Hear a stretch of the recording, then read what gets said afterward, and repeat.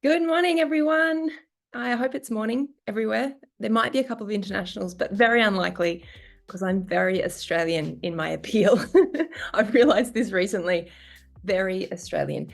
My name is Jo Taranto, and it is my absolute pleasure to welcome you to this reasonably short session today to talk about how you can be seen as a sustainability communicator. What that even means, we'll unpack. I'm sure you've got your own expectations. So let's see if we can meet those today. I am the founder of Good for the Hood. You may have done some of our programs before, or maybe this is the first time you've ever seen my face and you're thinking, who is she and what is she on about? You'll get to know a little bit more as we go on today. I'd like to acknowledge that I'm on the land of the Ngunnawal and Nambi people. Coming from Canberra this week, I'm down here for the Climate Integrity Summit and a few other events as well. But like many of you, I dial in from all different places around the country these days. And so it's nice to be coming from somewhere a bit different. Not in my home office today. I still have my slightly needy dogs near me, though. If you've come to see me in any sessions, you probably recognize their neurotic tendencies as well. So they are definitely with me. Hopefully they are well behaved. I've also got the lovely Anna on the call today from Good for the Hood. So she'll be chiming in and saying hi as well. It's great to see we've got people from the Lower Hunter, Umina. We've got someone in Melbourne, Quakers Hill. We've got some people coming in from the Blue Mountains. It's wonderful to have you all. We've got Anna's in very close there in Ryde on the Parramatta Road, on the Parramatta River. Carolyn's coming in from Melbourne. So please let us know where it is you call home today. And thank you for chiming in already. It really makes for a wonderful session when I know that you're all there and that I'm not talking to a little green dot on the screen. I am talking to a little green dot on the screen, but that it's also got people there. So you might be thinking, why is she doing this? What is this all about? I'd really love to share a little bit of my own personal story today because I've been on quite a journey myself with this whole experience of becoming interested in environmental issues and now being someone who's very well placed in this space to talk about how it is you become seen as someone who could possibly contribute in any way, in any sort of expert way, which I find a really bizarre phenomenon. And I'm someone who's suffered a lot with imposter syndrome over the years. And I've realized that there are some very critical things that we can do that will not only help us remove some of those barriers, but that will also help you step up within your own communities, organizations, or indeed your own businesses to do that. So I guess sharing my own story in the hope that it really does help you. And I've got some really practical things that I'd like you to do as well from today. So I know that there'll be some takeaways for you no matter where you are. This session today is designed for people in three places, as far as I see it. And if it's not you, then don't freak out and jump off. There will be transferable moments, I'm sure, but I've really designed this for people who are sitting there wondering how they can have any impact on the world around them in a positive way when it comes to sustainability issues, who maybe haven't yet entered into doing anything more than maybe thinking about their own household impacts, but are really ready, poised, I guess. Poised would be the word, to take a little bit more of a step outside, whether that's in their community or in their workplace. So you're sitting there going, I'm ready, I want to do something, I don't know what that is yet, how do I do that? The next group of people are people who I believe who've already stepped into that space but have hit a whole bunch of roadblocks. So recognizing that, wanting to do something is great, but then the doing of it is really hard. How do you get recognized with credibility? How do you, get people to want to have you at their events or at their spaces or as a guest? What is it that you have to do to be seen as a valid contributor in conversations where sometimes we don't always feel that we know enough? So that's that second group. And the third group is probably the people who've already been doing this for a while, but really want to amplify their impact, want to get more exposure, want to step into a space where they're really starting to have a lot larger audience and are able to tap into that.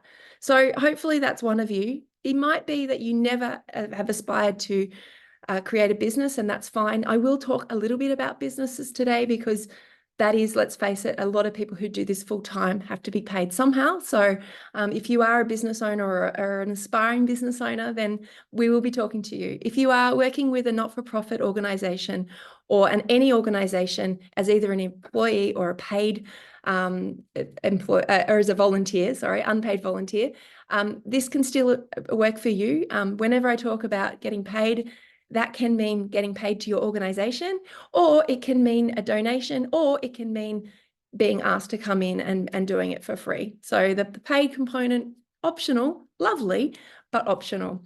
And I guess it doesn't mean that you have to be someone who's either wanting to do either of those things. So it might just be that you want to be seen as someone in your community who's known for composting, or someone in your community who's really passionate about beautiful native gardens, or someone in your community who's the go-to person whenever we talk about waste. If that's what you're wanting to achieve, that you have this respected sort of air of knowledge, that you are a place of value when communities want to bring someone in, then that's also relevant. So let's get started. I first of all want to know why you're here. Which one of those was you? Was it, that you're already in this space, you're wanting to get into the space, or you're ready to take it to another level? And if you have or if you're just an information junkie, as Jo said, which I also love, and it's one of the things I'll talk about today, is that being a sponge for information is such an amazing place to be. So that's great. I'm going to have a glass of water before I continue on. Otherwise, you're going to get little crackles in my voice. Not good for someone who works in communications to have a crackly voice. All of the above. I love that, Marina. Thank you. It's great to see. Yes. So Jo's just finished Ronnie Khan's book. I'm assuming that might be Jo. And Marty's coming from Lake Macquarie. Fantastic. We got someone from Port Macquarie, North Epping. This is so great. Lots of Port Stephens. A lot going up there. I love that. Fantastic. Yes, if you are in the chat, please make sure you hit everyone so that we can all see. Excellent. All right, let's get started. So if you don't know me, I did not train in the sustainability space. I never had a environmental science or environmental management degree. It's not something, I haven't got a master's in sustainability, and yet I've got to this point in my career and in my life where people know that I work in sustainability. It's just become a part of who I am. People, have referred me to as that waste person, the person who was connected with war and waste. I get said, oh, you're that person who's linked with Planet Shapers. You've done these things. You start to get known for the work that you do.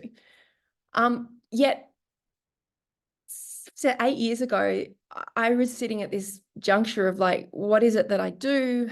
Who am I? Can I really contribute in a space where I've not trained and I've not been a person who's ever been known for that? So I guess I wanted to share that anyone can find themselves in this place, particularly now when a lot of people are doing multiple career changes, but also a lot more people are being pulled into climate and waste issues because of the pressing need to have more people in that space. So we have a lot of people looking and going, well, I want to contribute, but I'm worried maybe that I don't have the requisite skills or knowledge, or that people are going to attack me because I'm not, I'm not an expert. So that was definitely my fear. I contemplated, after a career in the health and safety space for a number of years, like maybe, I think I was getting close to 15. I was a health and safety manager for a large national private company. I had 53 facilities around the country. I worked in the aged care space, and my job was to help manage the very large workers' compensation and safety programs at this company. And so I felt very competent in that space. I was very comfortable presenting to boards. I, was very happy doing all of that work. But once I had kids and I wanted to do something different, all of my confidence fell away. I applied for sustainability jobs because I thought that my skills would be transferable, but everyone didn't even call me back. So I had no one saying, yep, you've got enough of the right skills. Let's take a chance on you. So I gave up. I decided that the corporate space was not for me because they didn't want me in the space that I wanted to be, just regardless of the fact that I think I would have killed it. I'm kind of glad they didn't. But I quickly found myself looking for other opportunities. And I love that everyone's sharing their great organizations.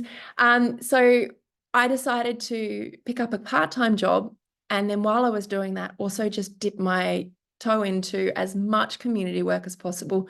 And exactly like Jo said before, become an information sponge. Go to as many events, many community events, workshops, seminars, conferences as I could. And through all that work, very quickly, I found that with this whole network of humans just like me and very different to me that were passionate about the environment. And it was like I'd found my people. So I think becoming that person who was willing to step into it, regardless of the fact that every time I did, I felt inadequate, didn't know enough, and felt like, wow, there are so many smart people in the room and I don't really know how to contribute. Every time I did it, I started to feel a little bit more comfortable. I was really lucky to be able to step into some opportunities with War on Waste, and then Good for the Hood started as a real need so that we could actually be paid for the work that we were being asked to do. Got to a point where people were saying, can you come and do this thing? And I'm like, well, I don't know how to do this thing when I've got a job unless you pay me. And they said, sure, we'll pay you. And that was a moment. And then it was like, okay, well, how are you going to pay for me? Right, I better start an organization that allows you to legally pay me. So that's literally how Good for the Hood started. It never started with an intention that I wanted to be an entrepreneur. I wanted to start a business. Oh, what should I do? Oh, sustainability. It was actually the other way around. And so from there, I've literally every other opportunity has opened up, not because I've just accidentally found them, although some of the occasions have been very unplanned, but because I have stepped into a new space of discomfort. Now, I'm quite a confident person, very gregarious, very extroverted, but I won't say that it has come easily. It is not something that has naturally always happened, but at different points along the way, I've been called on to do something that has felt deeply uncomfortable, that I have felt in my head, I can't do this. I don't know how to do this. I've not been trained to do this. I don't know what that looks like. And the biggest one was going on television. So being a television presenter, which, you think, okay, sure, how hard can it be? And then you turn up and you're like, it's really hard and I don't know what I'm doing. But I've been really lucky to work alongside a team who've given me a lot of training on the job. Now, I am still learning. If I watch footage of me on camera, I feel deeply uncomfortable. I don't like it. And I have a lot of criticisms of myself. But I've got to a point now where I've realized that discomfort and being uncomfortable in a space is powerful, because all of a sudden, once you've done that thing, you get much more comfortable, much more quickly. And then the next thing pops up. And I'm really excited because I don't know what the next thing's going to be, but I know it's getting bigger and bigger every time. So, it becomes bigger speaking opportunities, bigger conferences, being invited to, the World Economic Forum, or coming over to, going to different events that you thought, how am I this person that's being there? So I'm not saying that that's everyone's pathway, but what I've recognized that there's some very clear things that being uncomfortable have enabled me to do.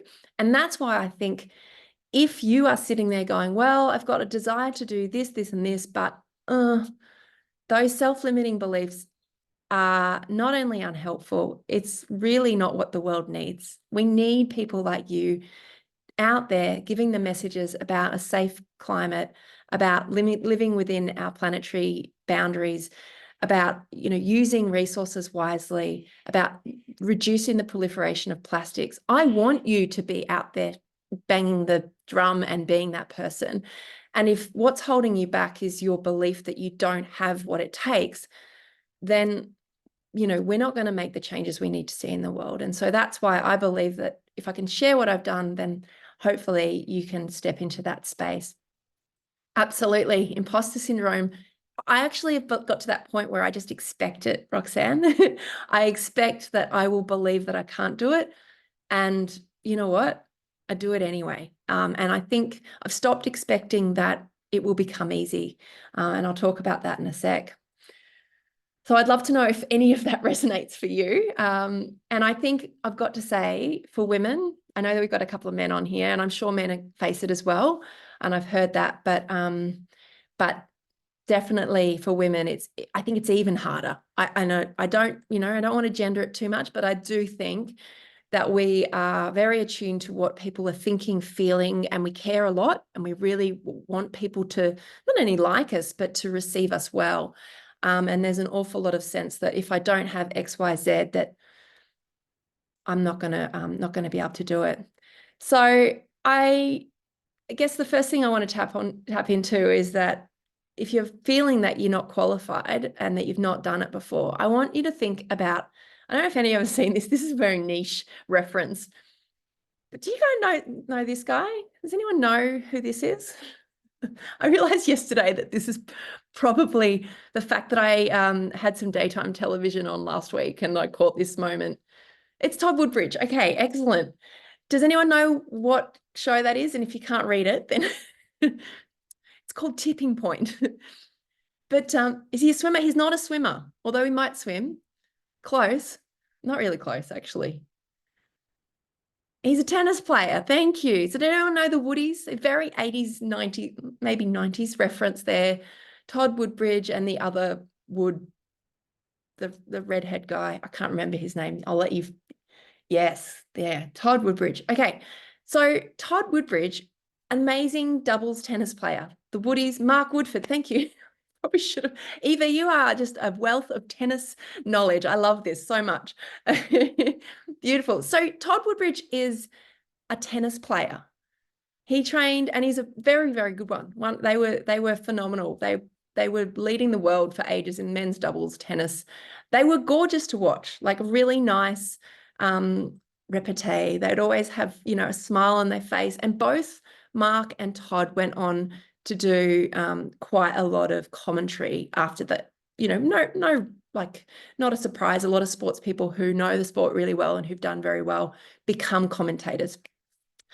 And even though sports people have a lot of media training, I am sure, and I don't know because I don't know Todd, but I am sure at some point, imagine the first day he turned up to be a commentator. I'm sure that would have come with its own level of uncertainty and uncomfortable. Even though he knew the topic well, the skill set's very different. And I went back and I'm like, I wonder if he ever had thoughts about whether he should train or do some like journalism or whether he'd done further training. And I looked up and no, he basically finished his career. He became a sports commentator and host. And then pretty much from then on, all his jobs were speaking jobs. But obviously he wasn't playing tennis professionally anymore until you go right down the bottom. And it's like he's now the host of Tipping Point, which is the world's worst game show. I don't know if you've ever seen it. It's horrendous. It's like watching someone play the pokies. I don't know if anyone likes Tipping Point. Not my thing. But how all of a sudden has a tennis player become the host of a game show? And I made me think, obviously he's not dealing with high level scientific information. It's much more about his personality. But to me, it's a real sign of what makes a good messenger, communicator, presenter, facilitator.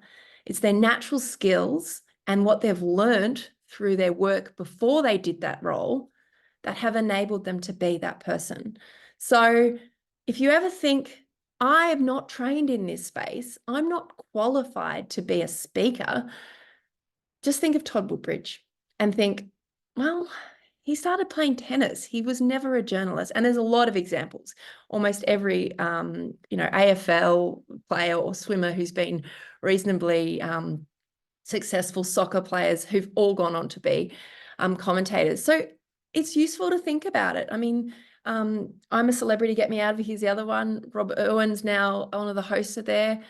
You know, he's learnt those skills and they have not come, you know, from day one, they haven't been there. He's learnt by watching, doing, trying. So it's a very teachable skill. It's a very learnable skill, but I can guarantee it's not a natural or comfortable space for anyone entering. Did the fame get him through the door? I'm sure it helped. Absolutely. But there's a lot of famous people who I would not trust to be the host of anything. So you're right. It's a mixture of his charisma, his personality, his fame, his having a profile definitely helps. And if you're wanting to be a game show host, then that's probably a pretty good prerequisite. But if you're wanting to be a speaker and facilitator in the sustainability space, what is the requisite knowledge that's required? What enables you to be seen as someone who is able to get in there and speak? And I guess my question about if you're not the expert, what do you need to be an expert in to do it well? And my response would be, is you need to be an expert in the area that will bring success to that particular space. So if you are wanting to go and run a workshop in your community with your residents, then you may not have to be an expert in climate science, but you probably would like to have some good skills in facilitation. And you'd certainly like to have some good information about the sorts of calls to action you'd like them to take, or the issues that exist in their community, or the services that are around from the council. Do you need to understand every aspect of the broader picture? No. Does it make you an expert running a workshop like that? No. But you can be a very good facilitator or a very good communicator or someone who brings people together, and that can be enough in that space. So if you're worried about talking about topics because you are not an expert, I would ask yourself, what are you worried about? And if you're going to a session with, you know, lovely community-minded people, do you really need to be panicked that you don't understand every aspect of a big topic when the format and, you know, space is really a lot more gentle and probably forgiving as well? So I think it's all about how we position ourselves. Now, the difference would be if you turned up on Q&A as a climate expert and were asked questions directly, I would be saying, I think that's a mistake. But it's all about the space and the purpose and what it is you can bring to that. And I think we sometimes think if we open our mouth, we have to be an expert in everything and all things. No one's asking you to do that, and no one expects it. I think we've got to be a lot kinder about that. Yes. I'm just having a quick look at your lovely questions. Media training, absolutely. I would guarantee either that he had media training. But you know what media training is? And I've been through some of it myself. It's not as intense as as people believe. It can be a few hours, a few practice sessions. It can be some tips about how to, you know, hold your body, how to keep still, where to look, how to say things in particular ways, when to stop talking, you know, getting an idea of your mannerisms. I've got a very good idea of how terrible some of my mannerisms are now because I've watched them back. Media training can be a lot and a little. And often media training is not actually about getting rid of all your bad habits. It's actually about understanding what's authentic to you and your tendencies and giving you a chance to think on the spot and be comfortable. And a lot of that comes through practice. So some great points there. Enthusiasm shows when talking about the topic you're passionate about. Yeah. Oh, thanks, Danielle. That's lovely. Oh, that's very nice. I won't read that out and make me embarrassed. Yes, as you said, corporates are not interested in exploring how people contribute and be excellent assets despite not having a linear expert. Yeah, media, yeah, blah, blah. It really impacts confidence. Yeah. So my question would be, if you don't have the training that you would like to have in this space, and you think that it would bring a level of confidence, competence, and even open your networks as well through the training, and you've got the capacity to do it, by all means, please do it. But if the only thing holding you back is the fact that you don't have a bachelor's degree or a a certificate for, or whatever it is that you want to do, or even even having a particular, if that's the only thing holding you back, I would say I've seen people get that qualifications and they're still going, I don't know enough, because I've met someone who's done a master's and I really should. And there's the Dunning-Kruger effect, which I've talked about before, is that the more you know, the more you learn, the less you know, or the less you think you know. And there's this sense that the more you, and I absolutely have seen it happen, you go to university or you go to TAFE or you go and do a course and you come out of there going, well, that was great. And I do understand parts of it, but I don't understand it very well so I think you've got to be aware of what your goal is, what your capacity is, and be realistic. A lot of us don't have that capacity to drop everything and do further studies. But if you do, awesome. I'm never going to say to anyone, please don't get any more education. The world needs more education always. But if that's the only thing stopping you and it's not within your realms right now, then perhaps it's about working on your facilitation and recognizing that you won't be able to answer all the curly questions. And that's okay, because I'm not an expert in this. I'm a facilitator of this conversation. And you know what? We could navigate that together. So I think it's all about how you position yourself. And we're going to talk about that today in the space of being seen. You don't have to be an expert to be a communicator. You do not have to be an expert to be a good communicator. And I think it is critical to understand that while the world needs experts and trusted messengers, you may not be the expert or always the trusted messenger. You are another voice in this important conversation. You are a role model. You are someone people knows. You are an agitator or an advocate. It doesn't mean you have to be an expert, because there's an element of recognizing that you trust the experts, that you understand enough of what the experts have communicated to you. But haven't dug deep, but I don't need to, because they're the experts. They're the climate scientists. They're the people who've done all that hard work. So I don't have to. And this sort of sense of being wrong and seeking this truth, and making sure that we all understand, has really come out of social media, and this sense that we all have to be seen to be right all the time. And guess what? You can't, and you won't be, and you'll get it wrong. And we get it wrong, as long as you refer to trusted experts and use information that's valid and reliable. And I would always say, if you're talking about climate science, make sure you're using reliable expert opinions. Validate your references and your images and your data if you're using that. But if you don't want to go into that depth, don't. So it's all about I will say that if you are in the climate space, the Climate Fresh course is probably one of the best 3-hour sessions you can do to increase your climate literacy and confidence. And that would be a great free session you can do. Anna might put that in the chat for you if you're feeling like, I don't know enough and I freak out every time. Can I just say also to that point about, yes, excellent. Well done, Roxanne. It really helps. I think gives you a lot more, but also as soon as you do it, you go, oh, that's really complicated. Like there's all these things called radiative forcing, and there's all these other things that are happening, and there's this, and then there's this model, and there's, it's intense, and that's for a reason. It'd be like doing a 3-hour course in aeronautical engineering. I probably wouldn't come out as an expert. So excellent. It gives you confidence too. And I think that's what I'm trying to say. So you're not the expert. I will say that you are an expert in one thing, if not others, but definitely one, and that is your transformational journey or your experience. And so if you're talking to that, that can't be disputed. If you're talking to the fact that, well, I moved to this area 10 years ago, and what I've seen is this. And when I go for my walks on a Tuesday, I notice this. And what I've started to do in my community and what I've seen happen is that there's all these people who care about the issue too. So what I'm here to talk about is this.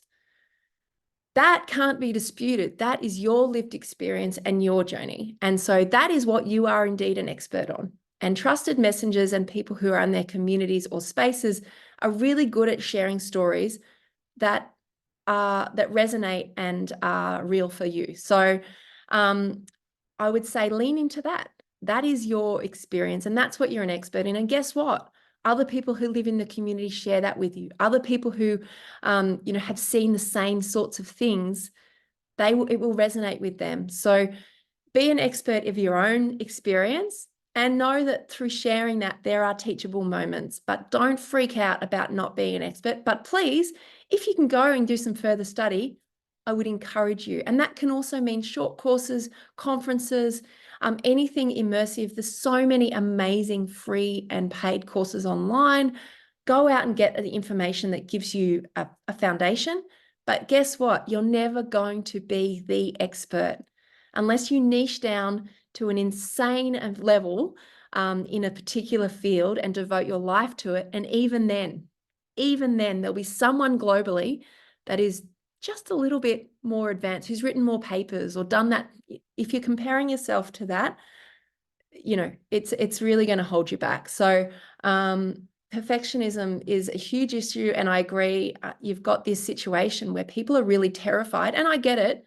I literally commented on a post the other day. A Prime Minister shared a picture of wearing a beanie, talking about Carrie's beanies for brain cancer. So my father died of brain cancer 2 years ago, and I wrote a post that said, "Thank you for sharing this important issue, Prime Minister." Now, you wouldn't think that was a controversial post, but on social media, there was a tirade of, "You're a paid actor. You're not a real person. Why would you post that? You know, disingenuous." One about, you know, you need to find Jesus Christ. Like, I literally, there's these comments on there, and I went, I can understand why people are terrified about expressing an opinion or saying anything, because it is a really toxic place. And if you even, and that wasn't a controversial opinion, but obviously if you start saying, well, this is my opinion about this particular sustainability action you need to do, it can be incredibly inflammatory online. That doesn't mean that it is in the real world, but unfortunately, we have got this very toxic digital space at times. So it's not surprising that you feel that it's a little bit, thanks, Roxanne, that you feel perfectionism. But just recognize that it's not, there's always going to be trolls, as Eva said, always trolls. But I also think it's really important to recognize that it's actually not the reality of our communities. And when we get out into our communities, it's very different. People behave very differently. We're actually doing a webinar on that coming up, aren't we, Anna? That people might be interested in. All right. So the next thing I hear from a lot of people, I do a lot of coaching with people who are in this space, and they say, well, no one's calling me to do this work. You know, I've started this space and I know I'm really good at talking about this issue, or I know that I can share the work that I've been doing, but no one calls or emails, you know. And I just always say to them, guess what? Most businesses or not-for-profits, when they're starting out, and even sometimes when they've been going a long time, don't get people just cold canvassing them and saying, hey, would you like to come to my event and do this thing?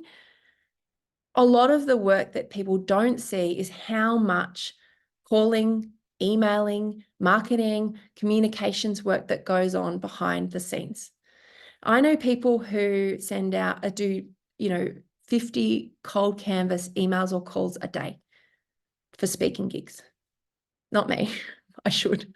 But, so if you're saying, well, no one's calling me, guess what? They're not probably calling other people either. But if you're going out there after that opportunity, and if you're proactively contacting the Rotary Club or your workplace or the building manager in your, in your building, or your local council or the councils surrounding that, or you get the picture. If you're not contacting them, guess what? They don't really know you exist. So this whole aspect of being seen is as much as going out there and saying, hey, I do this. Did you know? You can have me. I will come in and talk to your staff or your community. Did you know that I have this workshop or this session or this 10-minute talk? Or, did you know that I can be a great guest on your podcast? You have to go out and chase stuff, especially in the early days. Maybe when, you've got a profile that's Todd Woodbridge levels. Don't know why I chose him. Maybe then you don't have to be knocking on as many doors, but think about how hard it is when you're starting anything new. You don't just get the call. Very rarely does it happen that way. And some of the biggest opportunities that I've had have not necessarily, they haven't come in the way that they haven't been linear. Like I went after one thing and it came here, but I went after something and then someone said, oh yeah, you should speak to so-and-so. Oh, Joe does this thing. And sometimes when I say, how did you find out about me or the service we have? They're like, oh, actually, I don't really know. I think it came from so-and-so and they got it from. So sometimes you don't always see it immediately, but you need to be going out there after the opportunities. Now that's exhausting and time consuming. I think everyone's, oh, wow, I thought it would just happen a lot more easily than that. Unfortunately, no, but it can happen. And once you've done it a few times, you get very good at it. And there's lots of ways you can make that easier. So, so I think we've got to go out after the opportunities. I don't get paid enough for that work. Great. Well, hopefully you can join us on Thursday, Katrina, because that's a huge thing as well. So I do lots of work. I get lots of work coming in, but none of it is making, is actually enabling me to do it because it's not enough, which is a reality as well. All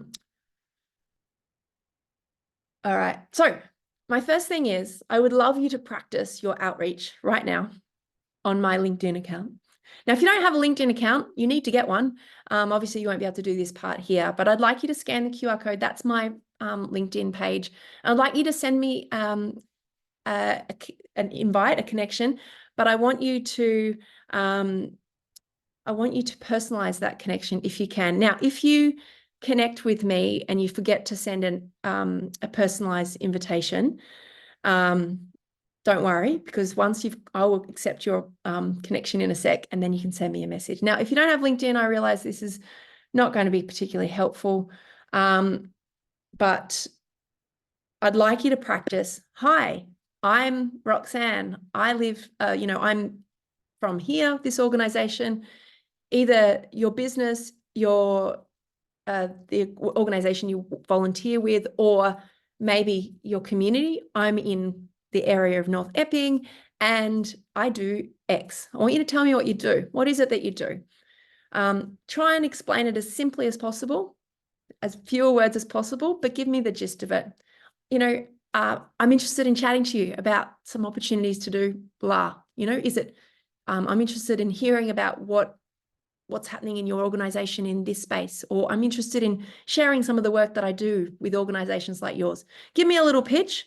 I'm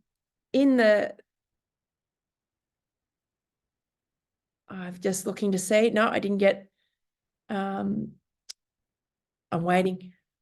Anyway, that's your challenge. I'd like you to send me a message practice. So on LinkedIn is one of the most powerful places to reach people in organizations where you can present. So it's horrible. It's a horrible place because it's full of corporate speak and, I'm going to say wankers, but it is. It's full of a lot of that. And I sometimes hate myself for the stuff that, you put on there, but it is also a really powerful place. And it's where we do a lot of our sales work or our lead generation with Good for the Hood. So I'm waiting. I still haven't got any requests yet. Is it working? Oh, excellent. Is this Katrina? Yay. Well done, Katrina. You got in first. Excellent. We've already connected. Yes, that's the other thing. We may have already been connected. So excellent. So Katrina is textile waste and upcycling educators. All I need from you then, Katrina, is telling me how I could work with you. What is it that you think, maybe pretend I'm your ideal client. Give me a little pitch as to what you do. Oh, we provide education, we provide collection, we provide repair services, whatever it is. Give me a little pitch. Beautiful. All right, so that's your first little practice. You have to get quite good at that. And once you feel like you've nailed the little summary, then I would say save that somewhere. There's a lot of different software and things that you can use to help you do that very effectively. We've got some great ones that we've been using, Anna, haven't we? Beautiful. Everyone's writing it. I'll give you a second while I have a glass of water. But you need to get really comfortable with the outreach. And it's uncomfortable, right? But it definitely helps with the speaking as well. So it's all about confidence. So I guess I just want you to know that sales won't fall to you or opportunities won't fall to you until you've done them and shared those, and it starts to kind of build at some point. But there are times when Good for the Hood is really quiet, when I'm really quiet with opportunities and things have, and then I'll think, well, what was I doing 6 weeks ago? Oh, that's right. I didn't do any outreach. I wasn't really doing any calls. I wasn't really reaching out to new clients. That's why it's quiet. Not because I'm not good at what I do, not because I haven't got a great service, not because I'm not passionate, or, it's because I haven't gone out there. And my partner's always the one that reminds me, is like, well, how's your sales calls going at the moment? I'm like, well, I haven't done any for a few weeks. Well, there you go. So don't think that it's easy for everyone else and suddenly you're different. Thanks, Anna. So that's your opportunity. Send me a little thing. Thank you, Megan. Thank you, Katrina, for updating that. Beautiful. I love it. All right. So people don't know what you do. So you just find it really hard to either explain to people or for people to understand. Now, we've had this issue with Good for the Hood for a very long time, and I still think that we are trying really hard to find our niche, and it's only happened really in the last year, Anna, hasn't it, that we're sort of, all right, I think this is where we are actually offering real value compared to some of the other spaces where we've tried. So that's okay for people not to know what you do. There's two things here. One, you haven't actually told them. So just because you're passionate, or you've got a space where you talk about it, as in you share things or you post things about the topics you're interested in, does not mean that people think that you know what you're talking about, or that they understand what it is that you do. So you have to be quite explicit in the way that you explain that to people. I am Jo Taranto. I'm a sustainability communicator, and I provide services to businesses and councils. You have to actually go, this is who I am, this is what I do, and this is my audience. You need to really be very explicit about the way you tell people how they can work with you, because they're very uncertain. And it doesn't mean they don't want to, it's just they don't know unless you tell them. The other thing is, you have told people, but you haven't quite nailed your audience, so that the people that you're trying to target don't really either want or need what you're doing. So you haven't quite found the niche that's really going to work for you. It might be that you're pushing, I was going to say shit uphill, but I'm going to say that. It's like you're trying really hard, but actually it's just not quite working. And so it might mean that you have to adjust, even though you're telling people really well, is that the people who you're telling aren't interested in that particular service or opportunity or speaking, service. So it's a bit of knowing your audience, but also telling your audience and having those. So I'll share a tiny bit more about that. Here's a good one for, I think it was Roxanne. People don't think I should do things for free. I know a lot of people will be sitting there going, yes. Every time they ask me to come and then I say, well, that will be X amount of dollars, they go, what? Oh, I thought you were a not-for-profit. Or, oh, I thought you were doing community work, volunteering. Or, oh, I thought, you're talking about the environment. So like, we just thought that you wouldn't really need any money to do that. There's a really, really big distinction between being a for-profit, and Good for the Hood is set up as a for-profit organization, not because I'm making a huge profit over here, but because I did not have the requisite skills to run a not-for-profit. A not-for-profit is infinitely harder, in my opinion, than running a small business. I would prefer to run a small business and get really good at that before I go into that. Does that mean that I'm here to fleece people, or that I'm here to, no, absolutely not. I'm a purpose-led small business set up as a proprietary limited, because I have to have, and I had to, because I reached a point where I couldn't be a sole trader anymore. So you've got to move the perception that because you're talking about something that is good and inherently powerful and purpose-led for the community, that doesn't deserve to be reimbursed. Now, there's a couple of things people are paying for you, and we'll cover this on our Thursday session, is that you need to be paid for your time, because while you're there, you're not doing something else. You're either not working, or you're not, you're taking you away from care, or whatever those other things. The other thing is there's an expense to get you there. You've had to pay to travel. You may have had to produce materials, all of those different costs. Now, I hear people say all the time, well, that was the most lucrative hour of your life, because you've been able to charge, $1,000 for an hour's work. What people don't see is that you spent probably 3 days getting things ready, that you've had, years of your time and energy that have gone into producing the content and the expert information, whatever it is. So first of all, you have to get really comfortable with asking for money. You have to be clear about what that money's covering. If you are a not-for-profit, that the money will go towards this thing. It'll also cover my expenses to get there if you're not going to be paid yourself. But you have to be comfortable. Now, it doesn't mean you have to ask for money. Not everyone needs that. But if you're wanting to do lots of this, at some point, you will be very resentful, or your family will, if there is not some kind of compensation for either at least your expenses, because no one wants to be worse off because they're doing good work. And secondly, you have to be very comfortable with asking what you think your service is worth. Now, I have seen people charge amounts of money that make me freak out because it's so far what I know people will pay for that service. So I'm not saying that you just go, well, that's $20,000. Thank you. That'll be great. Unless there's a very clear, understanding of the value that you're bringing. So I'm not saying that you just shoot for the stars, like go for it, but you probably expect to not get very far. So it's about understanding your audience again, but also being comfortable and saying, you know what, actually, I'm going to have to start charging for this because this is now the 12th time I've been asked to do this. And while I love it and it's important, I can't do this for free. And I don't think anyone, once you put it like that, expects you to.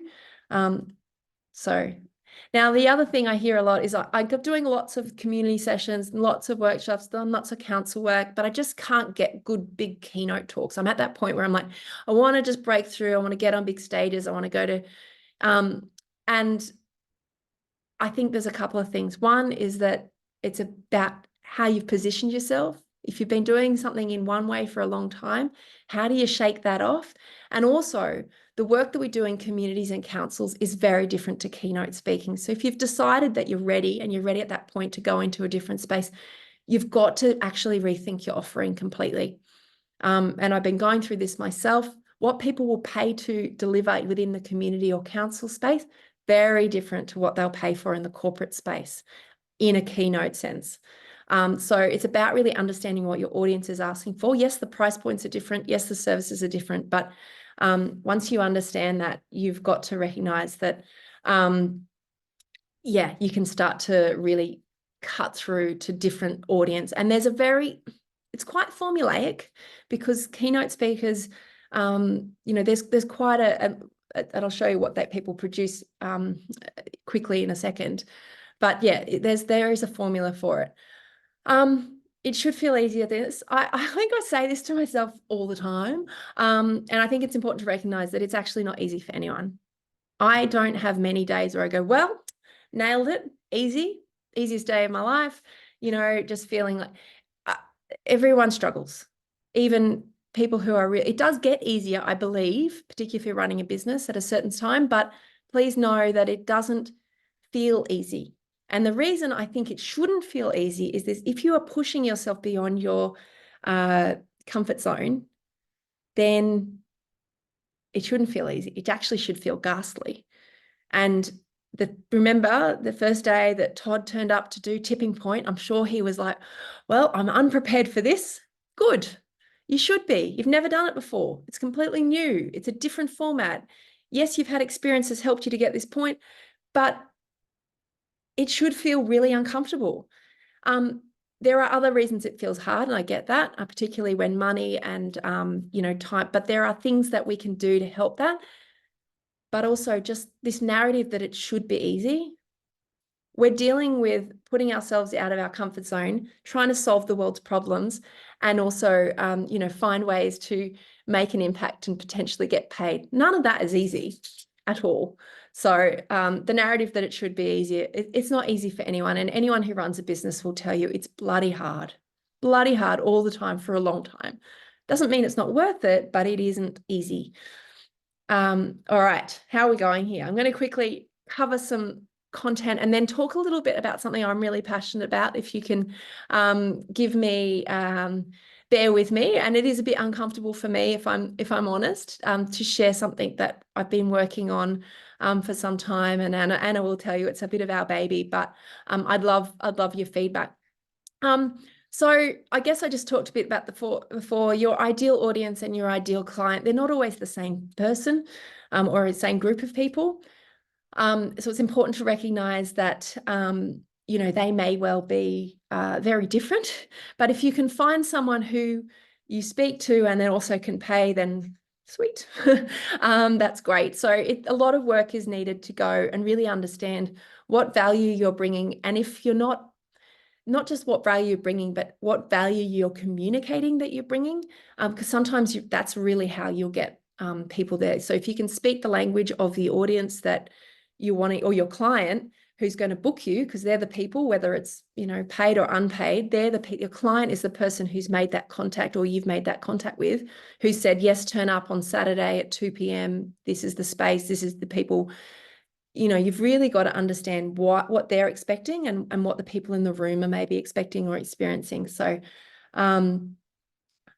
yeah, freelancer, I love it. Yeah, excellent, Marty. Great insight. Yes. How do you get people to value your work? Yeah, interesting, Eva. I guess there's a couple of aspects of what value looks like. Value might mean to pay you, but value might be to see your work as important. I would say that do they have to? My question is, and I think particularly with the work that you do, it's not Eva, it's different Eva I'm thinking of, so I'm not sure which Eva that is. So I don't know. How to get people to value your work? I'd say that there's people who don't value my work. I know online, I get trolled all the time and they don't value my work. I think you have to value your work first. And then I would find people who like working with you, who respect you. That's about building up a bit of your brand awareness. And I will talk about that in a second, and building up a reputation of trust as well. So I think value comes with time and experience, and also those relationships. So I just want to say, when you're starting out, at the very least, you shouldn't be spending a truckload of money on setting yourself up.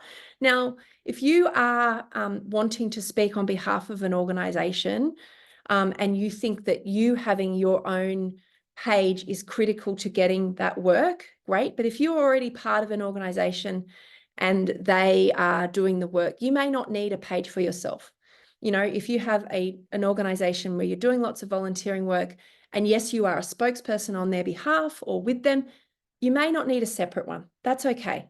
But if you are also wanting to do some work with them and some other work, like I do, I have a Jo Taranto page, and I can put the details in there of my speakers' Instagram. Plus, I have Good for the Hood. Sometimes they are very, very similar, and sometimes they're separate. And I've had to do that so that, because not everyone wants to work with me as Good for the Hood. Some people want me to come in and be a podcast host for their water. I do a lot of work with the Australian Water Association. They don't want anything to do with Good for the Hood. That makes no sense to them. They are happy to have Jo Taranto there. So I've needed to separate that. But at the very least, you need a LinkedIn page. Now, I have a LinkedIn page for me that I can connect with people, which I think I've had like 7, 8 messages now, which is lovely. Keep them coming. I also have a speaker's LinkedIn page. And I ummed and ahed about that, but I think it's been the right thing to do, because sometimes the Jo Taranto that I'm working with, an organizer, it's not really a speaking gig. So I've had to separate that for me. But LinkedIn, Instagram, and Facebook, they're all free. And that's why when you're starting out, please set those up for yourself as a page. Don't set it up as a personal profile. Set it up as a page linked to your personal profile. Your personal profile should be where you can share cat photos and talk about the weather and whatever else you want to talk about. Your professional page should talk to you and the services you provide, and it should be on brand. Now, by on brand, I mean it should always speak to the things that you do. Once you get to a point where you've found that, there, by all means, get a website, but you don't actually need a website to start out. I don't believe you do. And I don't think you should be throwing money into something and building something until you know what it is you need to build. Optional things, have TikTok, YouTube, Twitter or X, Threads, like sure, great. But at the very least, you need LinkedIn, Facebook, and Instagram to start, set up for you as a person who speaks on these things. Great, awesome. I definitely have some stuff clear, yes. Starting out, you need to have an idea of your interest, strengths, values, and skills, and the topics you can contribute on. As you get more and more established, you will have a very clear niche. I talk to parents who are interested in climate issues across the North Shore of Sydney. You know, you can start to kind of go, you know, I work with people who are neurodiverse in the engineering space about science. I don't know. You become really, you can kind of narrow, or you can broaden it, but the topic you talk about is quite niche. You know, some of our greatest, like green nutrition, Hannah Bress always talks about, you know, she's a nutritionist, how to have a very green menu and choose meals that are, you know, so her niche has come down, but even though it's a topic for everyone, you need to have a clear offering of your services. You need a speaker's one sheet. If you want to be a speaker, you need to have a page which has a lovely photo of yourself, which has a bit about your bio, and which has your topics. You need to have that done in quite a particular way, because that's the way that speakers, you know, get bookings, and that's what the people who book you will expect. You can also join professional associations, Professional Speakers Association, National Speakers Association. There are lots of speakers bureaus, but I would not be doing that until you are making an average of at least $3,000 to $5,000 per speaking gig. So for most people, they're like, oh, that's a way off yet, because really there's a lot of people on those bureaus and they take a big chunk of your money. But if you know you've got a great offering and you're really established, then that's the place to start adding that. How do you get seen and valued? You need to be a thought leader. You need to actually add some contribution. Maybe it's, you know, through something you write each week. Maybe it's you've produced something. You know, maybe you've got regular content that you put out by a podcast, or you do some videos on YouTube, or you have social media posts that you curate. Thought leadership is when you start to be seen as a person to go to for an opinion on that topic. That doesn't just happen by sharing other people's posts. It can, but generally it comes from also having an established position or insight into a topic that is maybe your own, or built up to be your own. You need to have some branding which is consistent. That doesn't just have to be visually. It can be the way you speak, the way you present. People do this in ways that blow my mind. I'm probably less positioned to talk about this, but you need to have also a strategy for how you get yourself out there. So, you know, and this again, even if you're not wanting to be paid, this still helps you to have an impact. And then you need to network and engage with your audience. That's how you sort of get seen and valued, is because it's a mixture of all of those things together, and they probably cross over. Now, we do have a little toolkit there, and I know there's some questions, but I just wanted to throw in a couple of parts about something we're launching this week. You might have already received some information if you're on our VIP list, but please come to our session on Thursday about pay. And I think we've had a couple of template for new facilitate yet what they charge. So we're going to talk a bit more about that on Tuesday. Any other questions there before I jump in here? Not easy to run it's a lot easier to run a small business. Thank you, Jackie. I'm glad I'm not alone. I saw a lot of people burn out hard. Certified social trader. Yeah, excellent. That's great. And that's not easy too, Katrina, my goodness. All right. So I'm going to share you, we have a course coming out. Now, as I said, as I always say to everyone, this may not be for you. So please have a look at the video at the top of, when I share it in a sec. It'll be very clear from that video. I explain who I think this course is best for. Even if you don't, you know, want to pursue this, please come to our session on Thursday, because there will definitely be more information. But we have launched Unpack Your Good again. It's a 2-hour live masterclass. We have 4 self-paced workbooks for you to work through. There will be other people in a similar space, so we can work through that. And there's an opportunity to have some practice, which sounds terrifying, I recognize. But again, remember what I said about stepping outside your comfort zone. So it's a chance to work one-on-one, with the other people in the room, live with me. And really to work through what you've got already, what you need, and it'll be run for 4 online sessions. So you can dial in from wherever you are.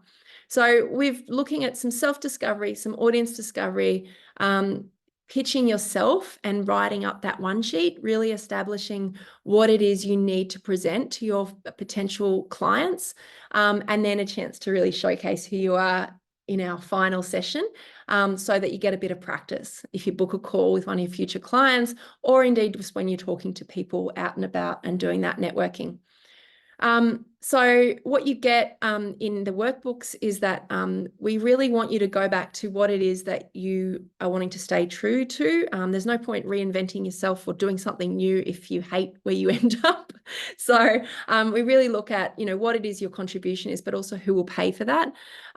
We also give you some exercises to increase your speaking experience and opportunities. There's a lot of opportunities out there that people maybe haven't tapped into or recognized. So, and then we give you some of the copy and help curate the information that needs to go into curating who you are and what your story is and who it is you are as a speaker or a communicator.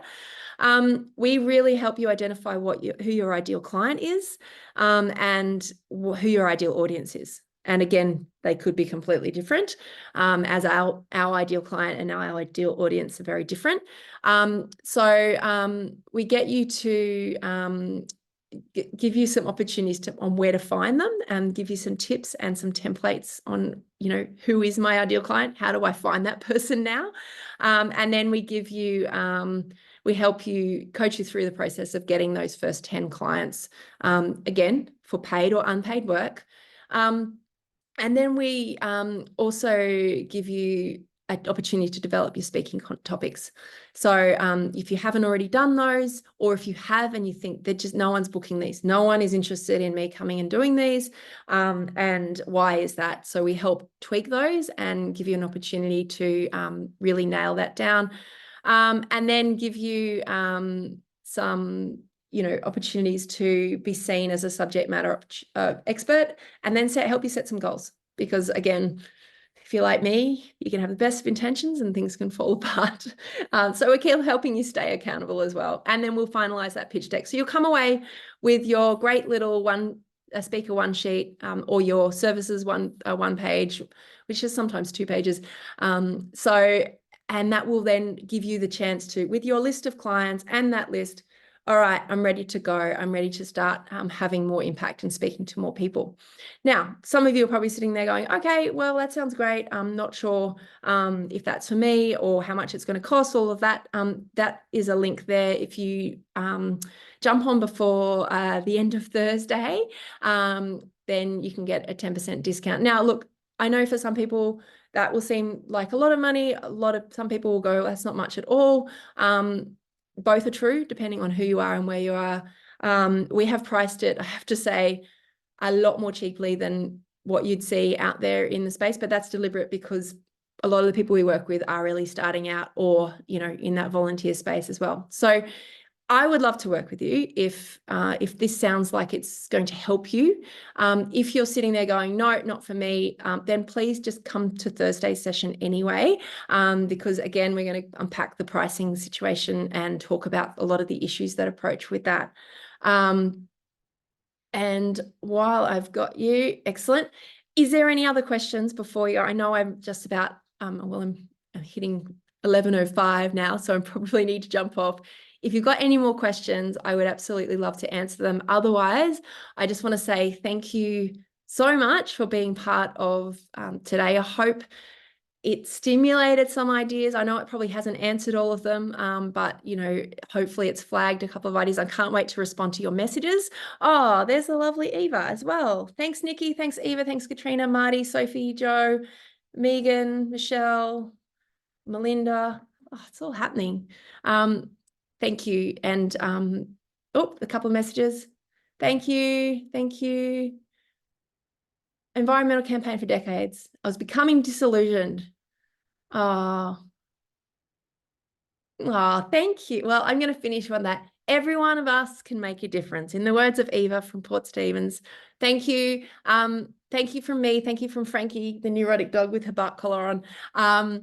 I will see you Thursday. If you don't have the link, please let us know. But same time, and yeah, we'll talk about pricing, how you can price yourselves if you need to charge, and what that looks like. So Cleo, that might help you in that session. Thanks, everyone. Look forward to seeing you Thursday.